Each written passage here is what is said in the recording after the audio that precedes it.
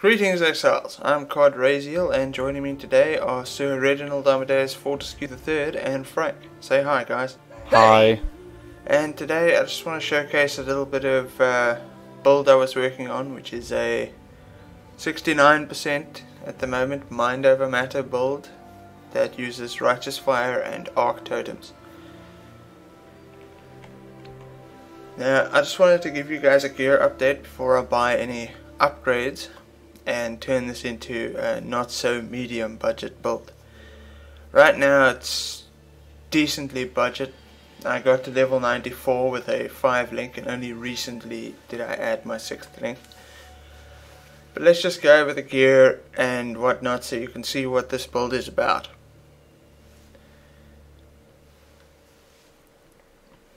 So first of all, the chest armour. Since we're heavily focusing on mind over matter, I've picked up a Cloak of Defiance.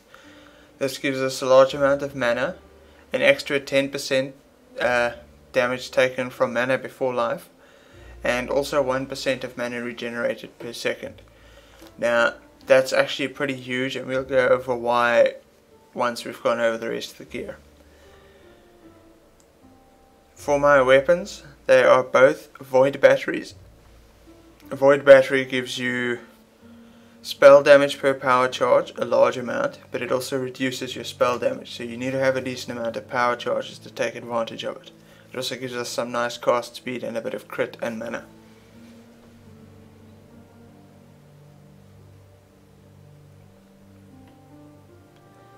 For our boots, and this is pretty much what inspired the idea, we have Omeyocan. Now what these do is they give you the standard movement speed and resist. They give you a little bit of mana, and then they give you onslaught while you're not on low mana. But the cost of this is that you lose 7% of your mana per second. That's 7% mana degeneration, which, as you'll come to find out, is actually pretty trivial in this build. Next and lastly, they give you 2% chance to dodge attacks and spells per 500 maximum mana. So it really benefits us to go up to 5,000 mana, which we have succeeded in doing, and then some. And this also inspires you to get as much mind over matter as possible, because the more you can scale your mana, the better your defenses are going to be. So I've chosen to go for the almost maximum amount of mind over matter possible, which is 69%. If I could corrupt my helm, I could get 70%, but one day. For my belt, I'm using a life and mana recovery rate belt with some resists. This is a shaper belt that rolls the mana recovery rate affix, so keep that in mind. For my gloves, please ignore the double corrupt. Those don't help us at all. But these are just some life and mana, I believe it is Zopex gloves, that just give us a lot of mana, life, and some resistances. The helm, pretty much the same story. Now the double corrupt on here doesn't help us that much, since we've already got too much life for our mana pool. But you're looking at high mana and lightning and cold resist. I may or may not upgrade this into an Indigon, but when I tried the Indigon, I didn't really like the way my mana was moving, so maybe just for bosses or something like that. In the same vein, Khaleesi's Grace, when you spend 800 mana, they give you 2% critical strike chance for 2 seconds, which is actually not very difficult to do with this build, because we have a method for spending mana when we need to. For our rings, I'm using an Essence Worm with Wrath. It's a very common practice to put 1 damage aura in an Essence Worm for your mind over matter builds. And my other ring is just mana regeneration and resists. And lastly, my amulet. Yes, the Ilodex. A crit build with the Ilodex. When I checked on Path of Building, removing this amulet gave me about 10% more damage, which means we're probably costing ourselves about 30% more damage by using this amulet. But this amulet right now, since we have 9 power charges, gives us 9% mind over matter, and 90% mana regeneration, as well as some life and mana. And it makes our power charges pink, so gotta have them pink power charges. I mean, what's the point of using void batteries if you're not gonna have pink power charges?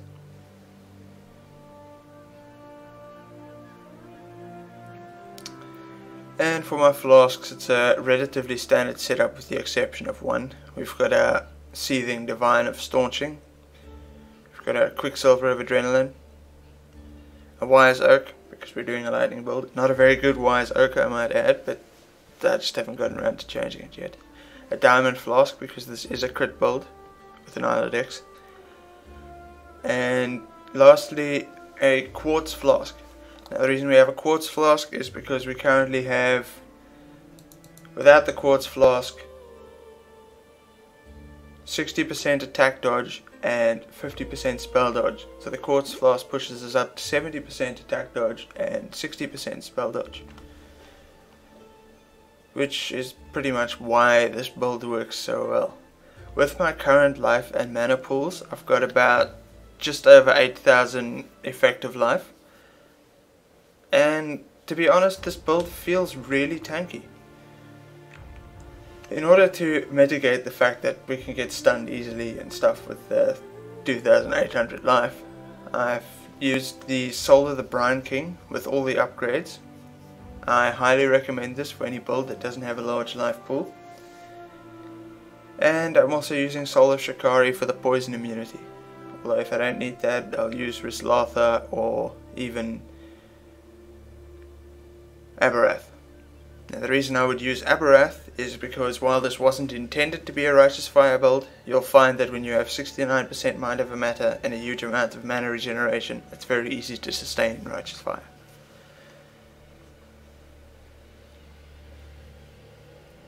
So let's go over gem links followed by the passive tree. Now for the main skill we use Arc. A Vaal Arc is nice here because it gives us that lucky. And don't worry, your totem can use it, so no worries there. That is obviously linked with Spell Totem, as this is a totem build. Lightning Penetration for them bosses. Power Charge on crit, since we have 9 power charges, this gives us a lot of damage. And it also gives us a little bit less damage than Controlled Destruction, but since we're already messing with our crit chance in the Isle of Dex, we don't want to do that more. Next, minion and totem elemental resistance. Now, without that full elemental resistance, I found they died too much, so I've sacrificed a little bit of damage for minion and totem elemental resistance. And then when you get your 6th link, added lightning damage right now is the best for me, although there might be circumstances where it would be Controlled Destruction or some other gem. It's also worth noting that it might be quite difficult to get these colours on a Cloak of Defiance since it is a Dex int piece. And if you do need one green gem to put in there, we'll use Hypothermia. And with the next skill you'll see how we would manage to work that Hypothermia.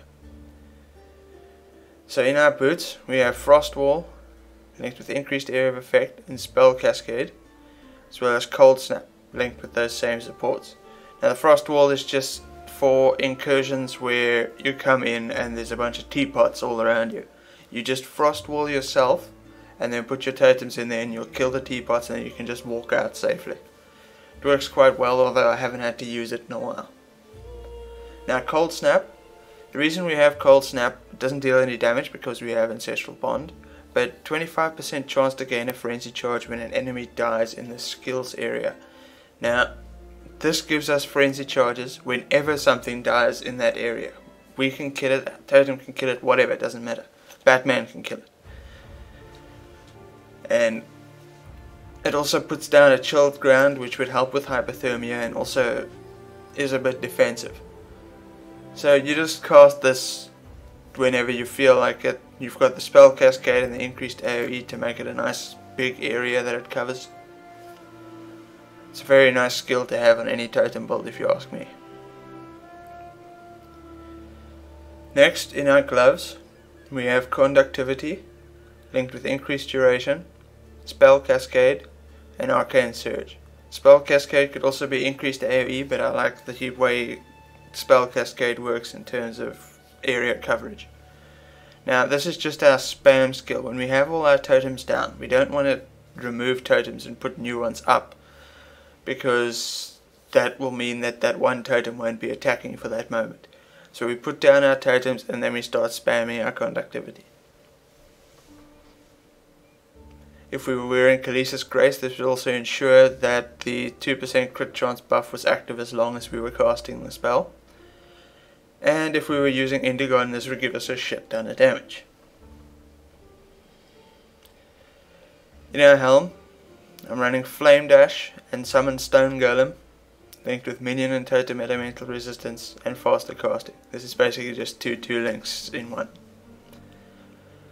In my wand with the blue sockets, I have increased duration with clarity and righteous fire. The clarity is just in there for my watcher's eye, but if you wanted to use the no mana reserved spell damage duel, you could do that by blood magicking your clarity. Next we have righteous fire and increased duration. This is a Vaal righteous fire, which is why it has increased duration. And I know you might be thinking, 2 Vaal skills? Why 2 Vaal skills? The reason is you'll be using your Vaal arc during regular battles, and when you have prep time you'll be using your Vaal righteous fire. Vaal righteous fire serves very little purpose other than to increase our damage, since we can't deal damage with it. And if you have trouble with damage in actual maps, I'll be pretty surprised, since this build does a lot of damage. And lastly we have a increased duration Immortal Call cast when damage taken setup. So with that all out of the way, you know what the gear looks like, so let's have a look at the passive tree. First up we are a Hierophant, and we picked up Pursuit of Faith for an additional totem, some totem duration, and some damage when your totems kill. Now, this is actually pretty huge. That buff goes over 100 when you're in incursions and stuff, which means 600% increased damage. So, you know, it doesn't seem like it's there sometimes, but that's a pretty powerful buff and it really helps you for clearing. Next we picked up Ritual of Awakening. Now aside from giving us an additional totem and increasing our placement speed, this also gives us 0.5% mana regeneration per second per totem, giving us a total of 2% mana regeneration, to go with our base 1.5% and the Cloak of Defiance is 1%. And then it also gives you a bit of life regeneration, which helps with the Righteous Fire sustain. Next we picked up Conviction of Power. This gives us power charges when we place totems, which makes things really convenient. It also gives us some elemental penetration, as well as some reduced elemental damage taken, which helps for the Righteous Fire sustain again. And lastly we picked up Divine Guidance. This gives us a lot of mana and more mind over matter. As for the passive tree, we come out picking up life and mana regeneration, pick up some life, some damage, Elementalist, a regular dual socket, coming through the power charge and picking up Ancestral Bond, Arcane Potency for that crit damage, the entire Mind over Matter cluster for mana and, well, more Mind over Matter. We then take Quick Recovery, which gives us 40% mana regeneration and 0.8% life regeneration, as well as a bit of life. Picking up Shaman's Dominion and the crit multi nodes, this gives us a lot of crit for totems, and most crit totem builds would probably take it. If you're finding that because of the Isla decks you're not getting much crit chance, then in the beginning you can use Elemental Overload with an Orb of Storms. I did, but as I got stronger it didn't seem necessary. We then have a Healthy Mind Jewel, which is connected to the Cruel Preparation and Heart and Soul. This is where the bulk of our mana comes from. And we also just picked up some extra mana there. And then we move down here through the mana into the Witch start, because we are using Pure Talent. And right now our Pure Talent is giving us 5% penetration and 0.5% mana regeneration. which is more than enough for a single dual socket and a couple of points down here. We then move over into the shadow, picking up some crit, the last power charge, a slot for our Watcher's Eye. The Watcher's Eye, by the way, should be 10% damage taken from mana before life while affected by clarity. That's your most important thing. If you can get a Wrath on there or a clarity mana recovery rate, great. But you need that mind over matter. We then come down, and since we've got all that dodge from the boots, we pick up Acrobatics and Phase Acrobatics. Now Acrobatics also helps us with the Righteous Fire because it reduces the energy shield from the mandatory gear that we're wearing. We then pick up some crit damage and a socket in which we socket the Transcendent Spirit. Socketing it this way grants us 120 flat mana, 6% movement speed. So this is a pretty nice jewel to have right here. Another nice spot for it is up here where the Watcher's Eye is. So what I did was, between the Healthy Mind and the Transcendent Spirit, I moved them around until I got my optimal effective life pool. So don't be afraid to do that. You're not going to have exactly the same gear as me, so the numbers might be different. So we've got some percent mana regeneration, reciprocate to close to 7%. And that covers the boots. But percent mana regenerated is boosted by increased mana regeneration rate, which is something that the Hierophant gets a lot of, and it's something that we get a lot of from things like the Eiler decks and this ring. So in total we have, last time I checked Path of Building, just under 500% increased mana regeneration rate. So what this means is that our mana regeneration with our totems up and our power charges is close to 2000. Actually it surpasses 2000 with Arcane Surge now. 2205 is the number I'm getting at the moment. Which again is why I'm considering Indigon for this build, because Indigon would be great. But I just don't like the playstyle of Indigon. But anyway, I intend to upgrade this. I'm going to be double corrupting a couple of Kalesis Graces to try and get something nice on there. And then I'll also be trying to double corrupt an Indigon to see if I can't get a power charge on an Indigon. Good luck, right?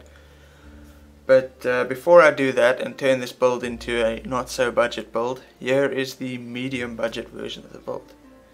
Now this quick video has gone on a little bit longer than I anticipated, but I'd like to thank you for watching, and I hope you enjoyed this.